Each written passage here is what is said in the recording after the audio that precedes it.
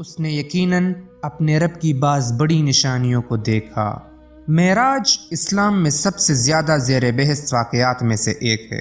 اسرا اور معراج رات کے سفر کے دو حصے ہیں جو ہمارے پیارے نبی حضرت محمد صلی اللہ علیہ وآلہ وسلم نے طے کیے۔ یہ سفر ایک ہی رات میں پیش آیا۔ اس معجزاتی سفر کو اسلامی کیلنڈر میں ایک اہم سنگ میل کے طور پر نشان زد کیا جاتا ہے۔ اسرا والمعراج کا سفر مکہ سے بیت المقدس یعنی یروشلم کے سفر پر مشتمل ہے، جسے اسرا کہا جاتا ہے، جبکہ بیت المقدس سے آسمان پر چڑھائی جسے المعراج کہا جاتا ہے۔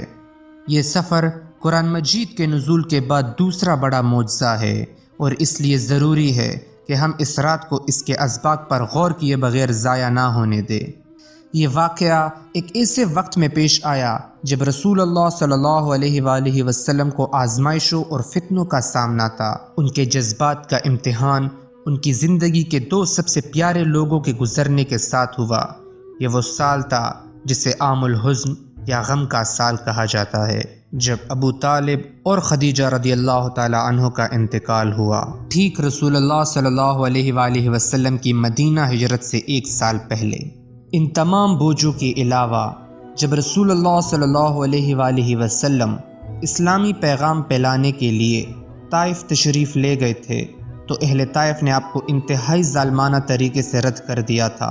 انہوں نے اپنے بچوں کو سڑکوں پر بیچ کر آپ صلی اللہ علیہ وآلہ وسلم کے جسم مبارک پر پتھر برسانا شروع کر دیے، حتیٰ کہ آپ شہر سے باہر نہ نکلے، یہاں تک کہ آپ لہو لہان ہو گئے۔ اتنے غموں اور مصائب سے گزرنے کے بعد رسول اللہ صلی اللہ علیہ وآلہ وسلم کو اسرا والمعراج کی صورت میں واقعی ایک خوبصورت اور تسلی بخش تحفہ دیا گیا۔ جب رسول اللہ صلی اللہ علیہ وسلم مکہ میں ام ہانی رضی اللہ تعالی عنہا کے گھر سو رہے تھے تو آپ نے فرمایا، میرے گھر کی چھت کھل گئی اور جبرائیل علیہ السلام اترے۔ اس کے بعد رسول اللہ صلی اللہ علیہ وآلہ وسلم کو خانہ کعبہ کی نیم گول دیوار میں لے جایا گیا، جہاں آپ صلی اللہ علیہ وآلہ وسلم نے فرمایا کہ جبرائیل علیہ السلام نے میرا سینہ کھولا اور اسے زمزم کے پانی سے دھویا۔ پھر اس کے بعد حضرت جبرائیل علیہ السلام نے حکمت اور ایمان سے بری ہوئی سنہری تشتری لائی اور اس میں موجود مواد میرے سینے میں انڈیل کر اسے بند کر دیا۔ رسول اللہ صلی اللہ علیہ وسلم نے مزید فرمایا، پھر میرے پاس ایک سفید جانور لایا گیا جسے البراق کہتے ہیں۔ براق جنت کے جانوروں میں سے ایک ہے اور اسے ایک سفید جانور کہا جاتا ہے جو گدھے سے بڑا لیکن خچر سے چھوٹا ہے، جو اپنے قدم کو اپنی بینائی کی حد کے برابر فاصلے پر رکھتا ہے، یعنی کہ ایک بہت تیز رفتار سواری ہے۔ سفر میں کئی مقامات پر جبرائیل علیہ السلام نے براق کو روکا اور رسول اللہ صلی اللہ علیہ وسلم سے فرمایا کہ اتر جائیے اور یہاں نماز پڑھیے۔ پہلا پڑاؤ ہجرت کی جگہ یعنی یثرب یعنی مدینہ منورہ پر تھا، جہاں رسول اللہ صلی اللہ علیہ وآلہ وسلم ہجرت فرمائیں گے اور انصار سے ملیں گے۔ دوسرا پڑاؤ کوہ سینا پر تھا، جہاں اللہ تعالیٰ نے موسیٰ علیہ السلام پر تورات نازل فرمائی۔ تیسرا پڑاؤ بیت الحم میں تھا، جہاں حضرت عیسیٰ علیہ السلام کی ولادت ہوئی۔ چوتھا پڑاؤ حضرت موسیٰ علیہ السلام کی قبر مبارک تھی۔ صحیح مسلم میں ارشاد ہے، آپ صلی اللہ علیہ وآلہ وسلم نے فرمایا، جس کا مفہوم کچھ اس طرح ہے کہ میں اپنے رات کے سفر میں موسیٰ علیہ السلام کے پاس سے گزرا جب وہ اپنی قبر میں کھڑے نماز پڑھ رہے تھے۔ اس سے پتہ چلتا ہے کہ انبیاء کرام اپنی قبروں میں زندہ ہیں اور اللہ کی عبادت میں مگن رہتے ہیں۔ آخر کار رسول اللہ صلی اللہ علیہ وآلہ وسلم القدس یعنی یروشلم کے مقدس شہر میں پہنچے اور فرمایا کہ جب ہم بیت المقدس پہنچے تو جبرائیل علیہ السلام نے اپنی انگلی سے ایک چٹان کی طرف اشارہ کیا جس سے اس میں شگاف پڑ گیا، جس سے براق کو باندھا گیا۔ اندر تمام 1,24,000 انبیاء علیہ السلام آپ صلی اللہ علیہ وآلہ وسلم کے منتظر تھے۔ جبرائیل علیہ السلام نے رسول اللہ صلی اللہ علیہ وسلم کو آگے بڑھایا اور آپ صلی اللہ علیہ وآلہ وسلم نے ان تمام انبیاء کرام کو اس مبارک جگہ پر نماز پڑھائی۔ جب رسول اللہ صلی اللہ علیہ وآلہ وسلم نماز سے فارغ ہوئے تو آپ صلی اللہ علیہ وآلہ وسلم نے فرمایا، کسی نے کہا یہ مالک علیہ السلام جہنم کے داروغہ ہے، لہٰذا ان کو سلام کرو۔ چنانچہ میں اس کی طرف متوجہ ہوا، لیکن وہ سلام میں مجھ سے آگے نکل گیا۔ انبیاء علیہ السلام نے اللہ کی حمد و ثنا کے بعد جو گفتگو کی، اس کا ایک حصہ قیامت کے بارے میں تھا۔ ابراہیم علیہ السلام اور موسیٰ علیہ السلام دونوں نے کہا کہ انہیں اس کا کوئی علم نہیں تھا، جبکہ حضرت عیسیٰ علیہ السلام نے دجال کا ذکر کیا اور فرمایا میں اتر کر اسے قتل کروں گا، پھر لوگ اپنی اپنی سرزمین کو لوٹ جائیں گے، یہاں تک کہ جب یاجوج اور ماجوج کھول دیے جائیں گے اور وہ ہر بلندی سے دوڑتے ہوئے اتر آئیں گے۔ اس کے بعد آپ صلی اللہ علیہ وآلہ وسلم نے فرمایا پھر میں باہر نکلا تو جبرائیل علیہ السلام میرے لیے شراب کا ایک برتن اور دودھ کا برتن لائے۔ پھر میں نے دودھ کا انتخاب کیا تو جبرائیل علیہ السلام نے فرمایا کہ آپ صلی اللہ علیہ وآلہ وسلم نے فطرت کا انتخاب کیا ہے۔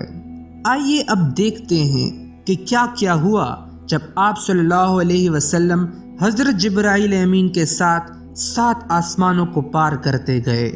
اب آپ صلی اللہ علیہ وآلہ وسلم نے حضرت جبرائیل علیہ السلام کے ساتھ آسمان کی طرف سفر شروع کیا۔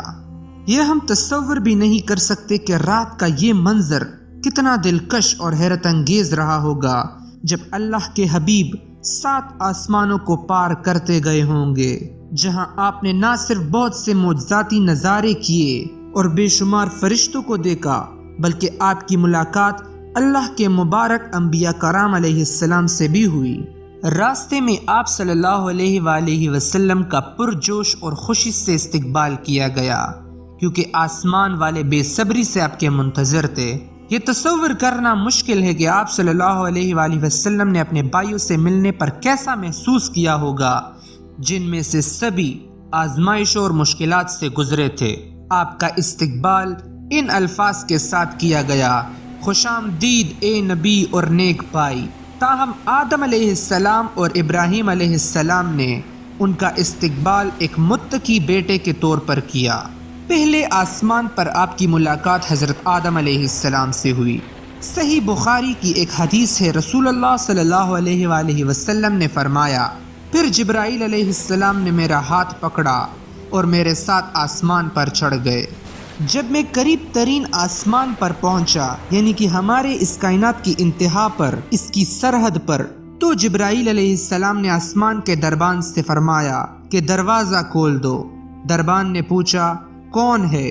جبرائیل علیہ السلام نے جواب دیا کہ میں جبرائیل ہوں۔ اس نے پوچھا کیا تمہارے ساتھ کوئی ہے؟ جبرائیل علیہ السلام نے جواب دیا ہاں، میرے ساتھ محمد صلی اللہ علیہ وآلہ وسلم ہے۔ انہوں نے پوچھا کیا آپ کو بھیجا گیا ہے؟ جبرائیل علیہ السلام نے فرمایا بے شک۔ تو دروازہ کھولا گیا اور ہم قریب ترین آسمان کی طرف چلے گئے، جہاں ہم نے دیکھا کہ ایک آدمی بیٹھا ہے جس کے دائیں بائیں طرف کچھ لوگ بیٹھے ہیں۔ جب وہ اپنی دائیں طرف دیکھتا تو خوش ہوتا اور جب اپنے بائیں طرف دیکھتا تو رو پڑتا۔ پھر اس شخص نے آپ صلی اللہ علیہ وآلہ وسلم سے فرمایا خوش آمدید اے نیک نبی اور صالح فرزند۔ میں نے جبرائیل علیہ السلام سے پوچھا کہ وہ کون ہے؟ تو انہوں نے جواب دیا وہ آدم علیہ السلام ہے اور ان کے دائیں بائیں سب ان کی اولاد کی روحیں ہیں۔ ان کے دائیں طرف والے جنتی ہے جبکہ ان کے بائیں طرف والے جہنمی۔ جب وہ اپنے دائیں طرف دیکھتے ہیں تو خوش ہوتے ہیں اور جب بائیں طرف دیکھتے ہیں تو رو پڑتے ہیں۔ پھر رسول اللہ صلی اللہ علیہ وآلہ وسلم جبرائیل علیہ السلام کے ساتھ آسمانوں کی تہوں کو پار کرتے گئے۔ دوسرے آسمان کے دروازوں تک پہنچنے کے بعد دوبارہ داخل ہونے کی اجازت طلب کی گئی اور ایک بار پھر دروازوں کے محافظ فرشتوں نے خوش ہو کر رسول اللہ صلی اللہ علیہ وآلہ وسلم کا استقبال کیا۔ دوسرے آسمان پر آپ کی ملاقات حضرت عیسیٰ علیہ السلام اور حضرت یحییٰ علیہ السلام سے ہوئی۔ تیسرے آسمان پر رسول اللہ صلی اللہ علیہ وآلہ وسلم کی ملاقات حضرت یوسف علیہ السلام سے ہوئی، جن کے بارے میں آپ صلی اللہ علیہ وآلہ وسلم نے فرمایا کہ انہیں نصف دنیا کی خوبصورتی عطا ہوئی ہے۔ چوتھے آسمان پر رسول اللہ صلی اللہ علیہ وآلہ وسلم کی ملاقات حضرت ادریس علیہ السلام سے ہوئی، جن کی روح وہیں چوتھے آسمان پر حضرت اسرائیل علیہ السلام نے قبض کی تھی، اور قرآن میں ان کی تعریف کی گئی ہے۔ سورہ مریم میں ارشاد ہے، اور ہم نے انہیں بلند مقام پر اٹھا لیا تھا۔ پانچویں آسمان پر حضرت ہارون علیہ السلام سے ملاقات ہوئی، اور چھٹے آسمان پر حضرت ہارون علیہ السلام کے چھوٹے بھائی جناب حضرت موسیٰ علیہ السلام سے ملاقات ہوئی۔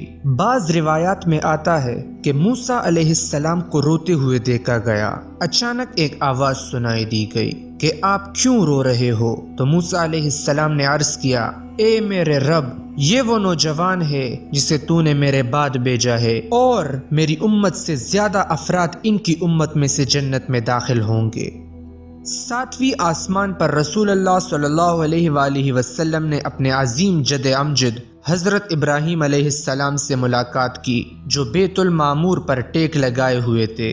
بخاری کی حدیث میں آتا ہے، آپ صلی اللہ علیہ وآلہ وسلم نے فرمایا، اس کے بعد مجھے بیت المعمور کی طرف اٹھایا گیا، اس میں ہر دن 70,000 فرشتے داخل ہوتے ہیں، ان میں سے کوئی بھی واپس نہیں ہوتا، یعنی یہ فرشتے وہاں اللہ کی عبادت کرتے ہیں، اور وہ اس کا اسی طرح طواف کرتے ہیں جس طرح اہل زمین زمین کے کعبہ کا طواف کرتے ہیں۔